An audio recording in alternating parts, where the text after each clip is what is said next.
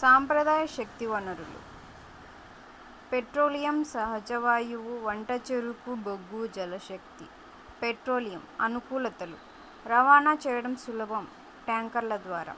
Petrol రసాయన పరిశ్రమలకు మూలం. ప్రతికూలతలు: చమురు చిందటం, గ్యాస్ లీకేజీ కారణంగా ఆక్సిజన్ క్షీణించడం, విడుదలయ్యే కాలుష్య కారకాలు ఆమ్ల వర్షాలకు కారణమవుతాయి. కొత్త ఇంధనాలను అన్వేషించడం అంత సులభం కాదు. సహజవాయు అనుకూలతలు: రవాణా చేయడం సులభం పైప్లైన్స్ ద్వారా. బొగ్గు చమురు కంటే పరిశుద్ధమైనది, చమురు కంటే చౌకైనది. సహజవాయు. వంట చెరకు అనుకూలతలు: సులభంగా పొందవచ్చు, పెద్ద సంఖ్యలో ప్రజలకు శక్తిని అందిస్తుంది.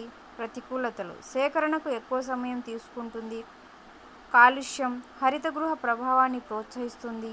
అటవీ నిర్మూలన.